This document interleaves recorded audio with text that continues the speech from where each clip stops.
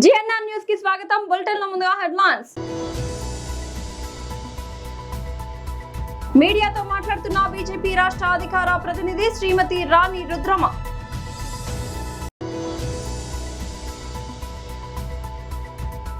వైఎస్ఆర్సీపీ ప్రధాన కార్యదర్శి Gadikota Srikanth Reddy press meet.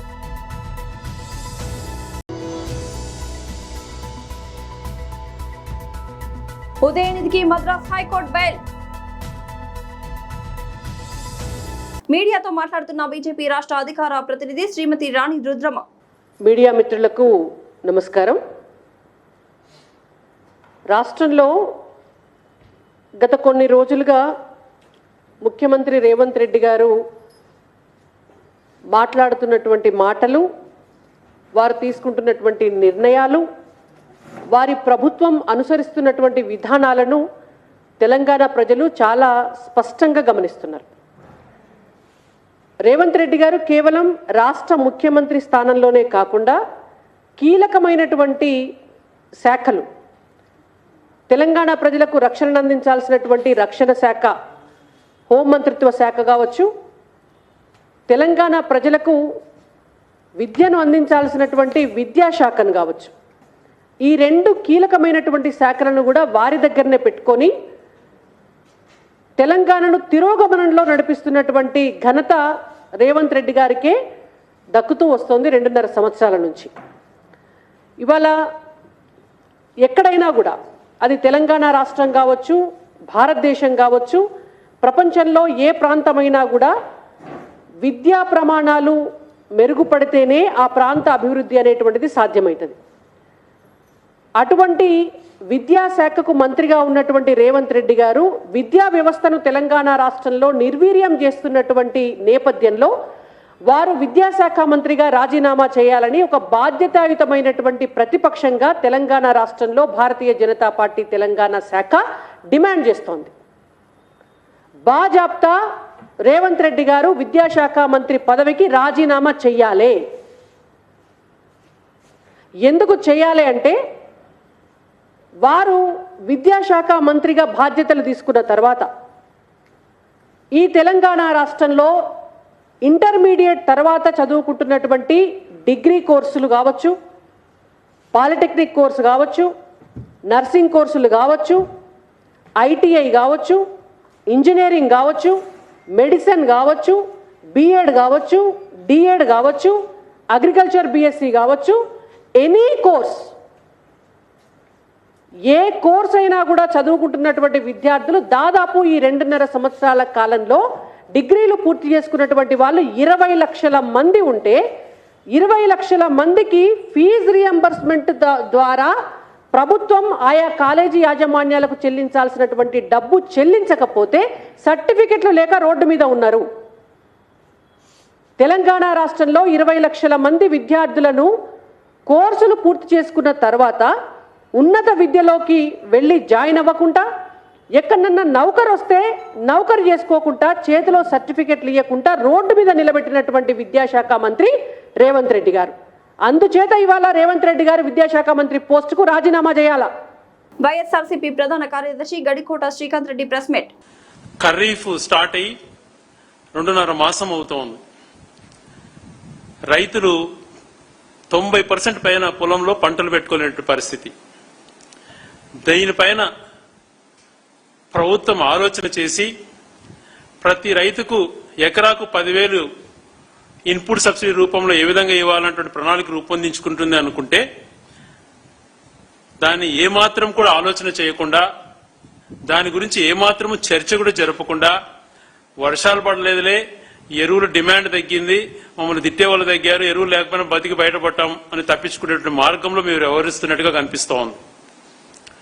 ఎప్పుడు నెలకొన్నటువంటి పరిస్థితులు నెలకొన్నాయి. గ్రామీణ ప్రాంతాలలో వర్షాలు లేక త్రాగునీటికి కూడా ఇబ్బందులు వచ్చే పరిస్థితులు. ఇవన్నిటి పరిస్థితులు ఇలా ఉంటే వీళ్ళ తెలుగుదేశం నాయకులు, అధికార పార్టీ నాయకులు, కూటమి నాయకులు చేస్తున్న పని ఏంటంటే, ఏదైనా పోనీ ప్రజలు ఇబ్బందులన్నా పడని, మాకు సహజ వనరులు దోచుకోవడమే మా బాధ్యత, సహజ వనరులు లూటీ చేయడమే మా యొక్క విధి విధానాలు, మా సంపద మేము మా ఓన్ సొంతంగా సంపద సృష్టించుకోవడమే మా నాయకుడు చెప్పినటువంటి మాట కాబట్టి మేము దానిపైనే ఉంటామని చెప్పి వివరిస్తున్నారు. రీసెంట్గా ఒక వారం రోజుల క్రితం గౌరవ రాజంపేట ఎమ్మెల్యే గారితో పాటు మిగిలినటువంటి మాజీ విప్ అయినటువంటి శ్రీనివాసులు గారితో పాటు మిగిలినటువంటి నియోజకవర్గ నాయకులం అందరం కూడా ఒక చెయ్యేరు నదికి సంబంధించినటువంటి నది దగ్గరికి వెళ్ళాం. అక్కడ జరుగుతున్న పరిస్థితులు పరిశీలన చేశాక అక్కడ కూడా చెప్పాము, ఇలాంటి పరిస్థితులు జరుగుతున్నాయి, చర్యలు చేపట్టండి అని. అంటే మేము వెళ్తున్నటువంటి కాసేపు అక్కడ ఉన్నటువంటి మిషనరీని దాపెట్టి మేము అక్కడి నుంచి వచ్చిన వెంటనే మళ్ళా మొదలుపెట్టి ఆ చెయ్యేరు సహజ సుందరమైనటువంటి ఆ ప్రాంతంలో ఎంతో మంచిగా ఉంటుంది. ఆ ప్రాంతంలో విచ్చలు విడిగా రాత్రి పగుళ్ళు రోజుకు 150 నుంచి 200 ట్రక్కులు నదీ గర్భం మధ్యలో రోడ్డును ఫామ్ చేసి అక్కడ ఉన్నటువంటి రూల్స్ ఏమాత్రం ఫాలో కాకుండా అక్కడ సంబంధించి ఎన్విరాన్మెంటల్ క్లియరెన్స్ లేదు, అక్కడ సంబంధించి మైనింగ్ ఆఫీసర్స్ యొక్క క్లియరెన్స్ ఎంత ఇచ్చినామన్నటువంటిది అది ప్రాపర్ గా లేదు. అటవీ చాలా రిజర్వ్ ఫారెస్ట్ ఏరియా, అటవీకి సంబంధించిన అనుమతులు ఏమీ లేవు. మనం కొద్ది కాలం క్రితం చూసాం KGF సినిమా అన్నటువంటిది. అంతకన్నా ఘోరంగా ట్రక్కులు రాత్రి మొగుళ్ళు రైతులు అక్కడ రైతులతో మాట్లాడితే వాళ్ళ కష్టాలు ఎన్నో చెప్పుకుంటున్నారు. వాళ్ళ బోర్లు విచ్చలవిడిగా తీసి అవతల పడేసేసి వాళ్ళను భయభ్రాంతులకు గురి చేసి వాళ్ళ పంటలకు నీళ్లు కట్టుకోనియకుండా వీళ్ళకి ఇసుక మార్గంగా దాదాపుగా 20-30 అడుగులు లోతున నది గర్భంలో తోలేసేస్తూ ఇష్టానుసారం రూల్స్ ఏది ఫాలో కాకుండా రాళ్లు బయటపడే పరిస్థితి ఏర్పడింది. ఆ ప్రాంతానికి వెళ్ళినప్పుడు ఆ రైతులు తమ గోడు చెప్తున్నారు, మాకు ఇదంతా ఫ్లాట్ ఉండేది, నీళ్లు వచ్చినా కూడా పశువులు దాటుకునే దానికని మాకు దాటుకునే అందాజు ఉండేది. ఇప్పుడున్న పరిస్థితులలో మేము ఈ గుంతలలో ఎంతమంది చచ్చిపోతామో నీళ్లు వస్తే మాకు కూడా అంతుచిక్కనే పరిస్థితి ఏర్పడింది. చరిత్ర ఎప్పుడో ఎన్నో సంవత్సరాల నుంచి మేము ఇక్కడ బతుకుతున్నాం, ఇట్లాంటి పరిస్థితి ఎప్పుడు చూడలేదు అని చెప్తున్నారు వాళ్ళు. తమిళనాడు ప్రతిపక్ష నేత ఉదయనిధి స్టాలిన్ కు మద్రాస్ హైకోర్టులో ఊరట లభించింది. ఆయనకు న్యాయస్థానం బెయిల్ మంజూరు చేసింది. ఈ రోజు విడుదల చేయాలని పోలీసులను ఆదేశించింది. అలాగే విచారణకు పూర్తిగా సహకరించాలని ఉదయనిధికి సూచించింది. ముఖ్యమంత్రి విజయ్, సినీ నటి త్రిషకు సంబంధించిన వ్యాఖ్యల ఆరోపణల కేసులో ఈ రోజు పోలీసులు ఉదయనిధిని అరెస్ట్ చేసిన విషయం తెలిసిందే. ఈ నేపథ్యంలో బెయిల్ కోసం ఆయన హైకోర్టును ఆశ్రయించారు. ఉదయనిధిని రిమాండ్ కు పంపే ఆలోచన తమకు లేదని తమిళనాడు పోలీసులు స్పష్టం చేశారు. FIR నమోదైన నేపథ్యంలో మాత్రమే ఆయన్ను విచారిస్తున్నామని తెలిపారు. విచారణ పూర్తయిన వెంటనే విడుదల చేస్తామని కూడా వెల్లడించారు. పార్వతీపురం మన్యం జిల్లా ఆంధ్రప్రదేశ్ తూర్పు ప్రాంత విద్యుత్ సంస్థ పార్వతీపురం మన్యం సర్కిల్ ఆధ్వర్యంలో విద్యుత్ భద్రతా ప్రమాదాల నివారణపై మంగళవారం అవగాహన ర్యాలీ నిర్వహించారు. ఈ కార్యక్రమానికి పార్వతీపురం మన్యం జిల్లా superintending engineer SE P. Trinatha Rao ముఖ్య అతిథిగా హాజరై జిల్లా collector doctor N. Prabhakara Reddy వారి ఆదేశాలతో ర్యాలీని ప్రారంభించి మాట్లాడారు. ఈ సందర్భంగా సూపరింటెండింగ్ ఇంజనీర్ P. త్రినాథరావు మాట్లాడుతూ ప్రజల్లో విద్యుత్ ప్రమాదాలపై అవగాహన కల్పించేందుకే ఈ ర్యాలీ చేపట్టినట్లు తెలిపారు. పార్వతీపురం, పాలకొండ, సాలూరు టౌన్లలో విద్యుత్ ఉద్యోగులందరూ సమిష్టిగా ఈ అవగాహన కార్యక్రమాలు నిర్వహిస్తున్నామని తెలిపారు. వైర్లపై తడి బట్టలతో గాని తడి చేతులతో గాని తాకరాదు. ఎల్లప్పుడూ నాణ్యమైన విద్యుత్ పరికరాలనే వాడాలి. ఇళ్లు కట్టుకునే సమయంలో విద్యుత్ లైన్లకు కనీసం 1.5 మీటర్ల దూరం ఉండేలా జాగ్రత్త పడాలి. రాడ్లు, నిచ్చెనలు లేదా పనిముట్లు భవనం పైకి తీసుకెళ్లేటప్పుడు తగినంత క్లియరెన్స్ ఉందో లేదో చూసుకోవాలి. అవసరమైతే విద్యుత్ శాఖ అధికారుల అనుమతి తీసుకుని లైన్ క్లియరెన్స్ పొందిన తర్వాతే పనులు చేపట్టాలి. పార్వతీపురం మన్యం సర్కిల్ ఆధ్వర్యంలో విద్యుత్ ప్రమాదాలపై అవగాహన కలిగించే నిమిత్తము పార్వతీపురం టౌన్లో, అలాగే పాలకొండ, సాలూరు టౌన్లో కూడా మొదటిగా ఒక ర్యాలీని నిర్వహించి ప్రజల్లో అవగాహన కల్పించాలనే ఉద్దేశంతో విద్యుత్ ఉద్యోగులందరూ సమిష్టిగా ఈరోజు గౌరవనీయులైన కలెక్టర్ గారు అనుమతితో ఈ ర్యాలీ ప్రారంభించడం జరిగింది. ఈ ర్యాలీ ముఖ్య ఉద్దేశం ఏంటంటే, ముఖ్యంగా భవన కార్మికులు, స్ట్రీట్ వెండర్స్, షాప్ క్లీనర్స్, షాప్లో పనిచేసే వాళ్ళు, అలాగే రైతులు ఎక్కువగా ప్రమాదాలకి గురవుతున్నారు. విద్యుత్ శాఖ ఎప్పటికప్పుడు శిక్షణా కార్యక్రమం నిర్వహించినప్పుడు విద్యుత్ శాఖ ఉద్యోగులకి అయితే చాలా వరకు అవగాహన వచ్చింది. కానీ సామాన్య ప్రజానీకానికి అవగాహన లేక ఈరోజు చాలా ప్రమాదాలు జరుగుతున్నాయి. ప్రమాదాలు ఎక్కువ శాతం అవగాహన లేమి వల్లనే జరుగుతోంది. దానికి ఒక ప్రయత్నంగా ఈరోజు ఈ కార్యక్రమాన్ని చేపట్టడం జరిగింది. ఇందులో భాగంగా మనం ముఖ్యంగా పబ్లిక్ చెప్పవలసింది ఏంటంటే, మీరు విద్యుత్ వైర్లని తడి బట్టలు అలాగే తడి చేతులతో ఉన్నప్పుడు విద్యుత్ వైర్లకు దూరంగా ఉండాలి, తాకకూడదు. మరి అలాగే నాణ్యమైన విద్యుత్ పరికరాలు వాడాలి. అలాగే ఇల్లు కట్టుకునేటప్పుడు అక్కడున్న విద్యుత్ లైన్కి సుమారు 1.5 మీటర్ల దూరంలో ఇల్లు కట్టుకోవాలి. మరి భవన కార్మికులు ముఖ్యంగా వాళ్ళు రాడ్లు కానీ పనిముట్లు కానీ భవనం పైకి తీసుకెళ్ళినప్పుడు సఫిషియెంట్ క్లియరెన్స్ ఉండేటట్టు చూసుకొని ఆ పని చేయాలి. లేదంటే అవసరమైతే డిపార్ట్మెంట్ వారు అనుమతి తీసుకొని ఆ లైన్ క్లియర్ తీసుకున్న తర్వాతే మరి ఆ వర్క్ మనం చేయవలసి ఉంటుంది. అలాగే రైతులైతే వర్షం పడినప్పుడు గాలి వేసినప్పుడు కొన్ని వైర్లు కింద పడతాయి, వాటికి విద్యుత్ సరఫరా జరిగి ఉండొచ్చు. పవర్ సప్లై లేదని చెప్పి కాలుతోనో చేతితోనో వాటిని టచ్ చేసినప్పుడు ప్రమాదానికి గురై చాలామంది చనిపోతున్నారు. సో ఇలాంటివి జరగకుండా ఉండేందుకు వారికి అవగాహన కల్పించాలనేది దీని ముఖ్య ఉద్దేశం. మరి అలాగే ఈ మధ్య పార్వతీపురంలో కూడా లేటెస్ట్ 10 days బ్యాక్ ఒక ప్రమాదం జరిగింది. అక్కడ షాపుకి బ్యానర్ కట్టేందుకు అంటే నేమ్ బోర్డు. మాజీ మంత్రి హరీష్ రావుపై టీపీసీసీ అధికార ప్రతినిధి Chanagani Dayakar Osmania university police station లో ఫిర్యాదు చేశారు. విద్యార్థులతో కలిసి పోలీసులకు ఫిర్యాదు అందజేసిన ఆయన తెలంగాణ ప్రజలకు హాని కలిగేలా క్షుద్ర పూజలు చేశారంటూ ఆరోపించారు. ఈ ఘటనపై విచారణ జరిపి చట్టపరమైన చర్యలు తీసుకోవాలని పోలీసులను కోరారు. ఈ సందర్భంగా చనగాని దయాకర్ మాట్లాడుతూ తెలంగాణ రాష్ట్రంలో వర్షాలు పడకుండా ప్రజలు కరువు కాటకాలతో ఇబ్బందులు పడాలనే ఉద్దేశంతో హరీష్ రావు తమిళనాడు, కర్ణాటక రాష్ట్రాల్లోని పలు ప్రాంతాలకు వెళ్లి క్షుద్ర పూజలు నిర్వహించారంటూ ఆరోపించారు. ప్రజా ప్రతినిధిగా ఉన్న వ్యక్తి ఇలాంటి చర్యలకు పాల్పడడం సమాజానికి తగదని, ఈ వ్యవహారంపై తెలంగాణ ప్రజలకు హరీష్ రావు బహిరంగ క్షమాపణ చెప్పాలని డిమాండ్ చేశారు. ప్రస్తుతం ముఖ్యమంత్రి రేవంత్ రెడ్డి నాయకత్వంలో రైతులు, మహిళలు, నిరుద్యోగుల సంక్షేమం కోసం ప్రభుత్వం పలు కార్యక్రమాలు అమలు చేస్తోందని, రాష్ట్రం అభివృద్ధి దిశగా పయనిస్తున్న సమయంలో ఇలాంటి చర్యలు ప్రజల్లో అపోహలు సృష్టించే ప్రయత్నమని విమర్శించారు. ఈ అంశంపై పోలీసులు సమగ్ర విచారణ జరిపి నిజానిజాలు వెలికితీసి చట్ట ప్రకారం చర్యలు తీసుకోవాలని జనగాని దయాకర్ కోరారు. ఫిర్యాదు చేయడం జరిగింది.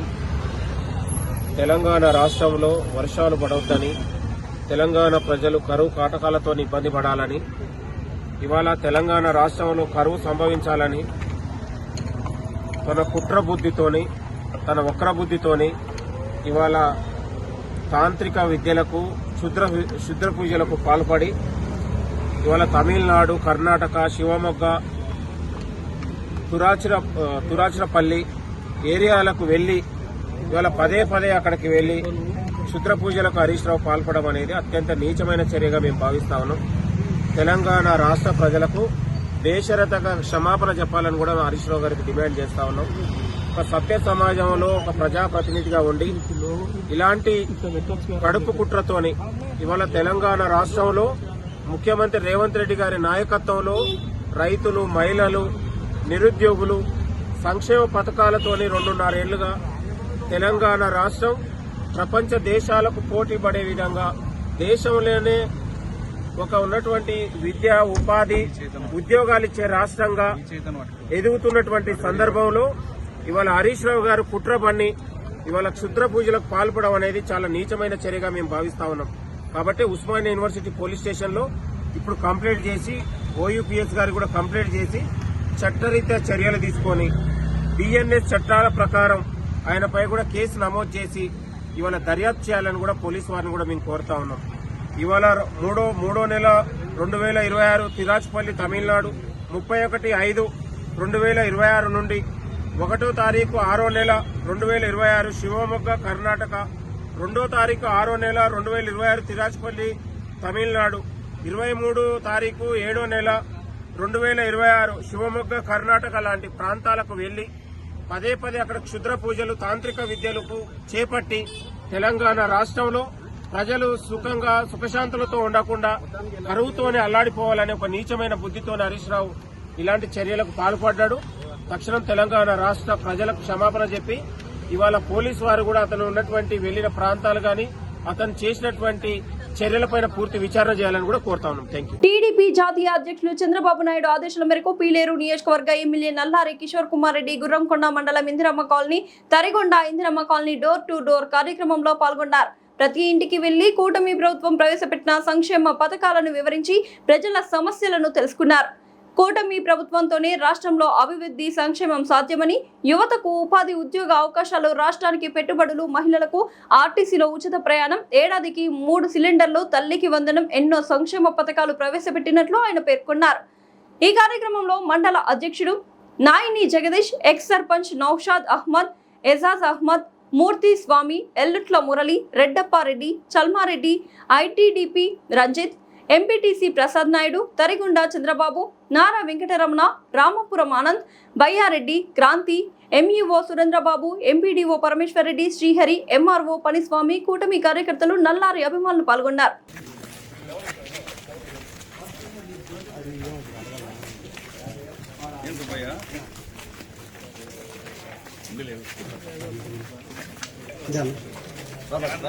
బయటకు వచ్చింది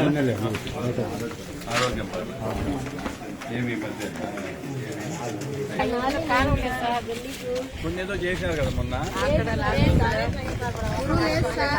వచ్చినప్పుడు అడిగితే అది చేసాము. ఇప్పుడు ఈ కాలువ కొంచెం ఎత్తగా వస్తుందా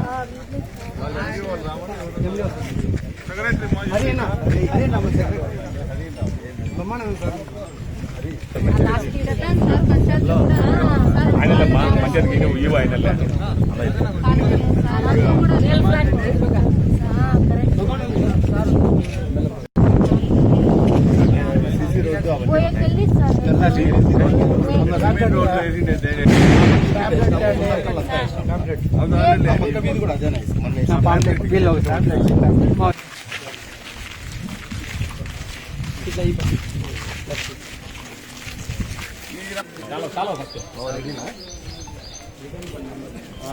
అవునా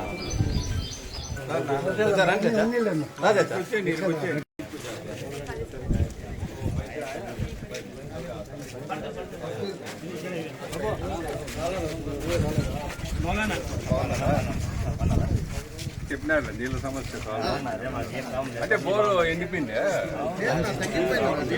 ఇప్పుడు ఈ వానలకు తగ్గిపోయినాయి. ఒకటే ఉందమ్మా, ఒకటే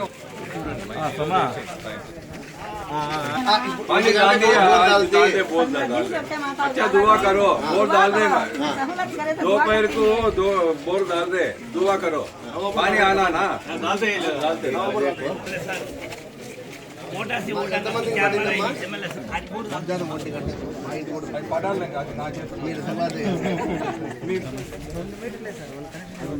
అది మధ్యష్టం అది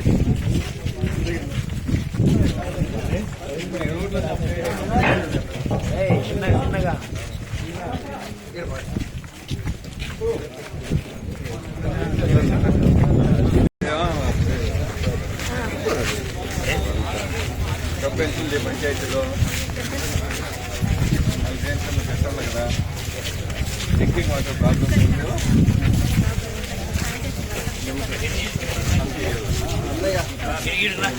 నీళ్ళ ప్రాబ్లం లేక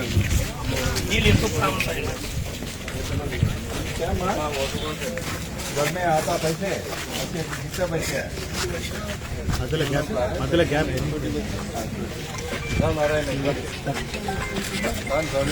लोकल అర్థం వస్తే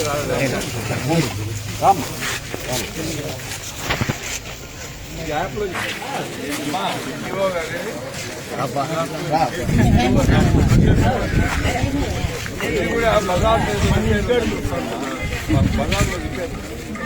ఇది లేదా సింగిల్ ఫేస్ మోటార్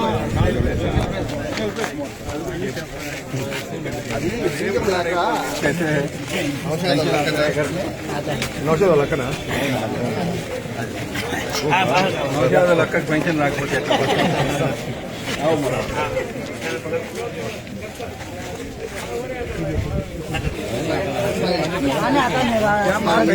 घर में पानी बोल दिए अभी बोल दिए ईवो को बोल दिए बोले एक बजे को बोल डालते। अच्छा दुआ करो पानी आना दुआ नहीं करे तो पानी नहीं आया तो क्या कर सकते हैं। अच्छा दुआ करके पॉइंट చూసిండేది మనోళ్ళంటే చూసుకొని సరిగా మనోళ్ళంటే బులెటిన్ ముగించే ముందు హెడ్లైన్స్ మరోసారి. మీడియాతో మాట్లాడుతున్న బీజేపీ రాష్ట్ర అధికార ప్రతినిధి శ్రీమతి రాణి రుద్రమ.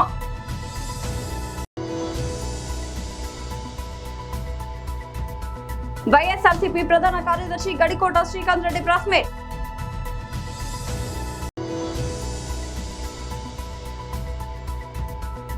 ఉదయనిధికి Madras high court bail. ఇది వాళ్ళ బులెటిన్ అప్డేట్. మరొక బులెటిన్ మళ్ళీ కలుద్దాం. అంతవరకు సెలవు.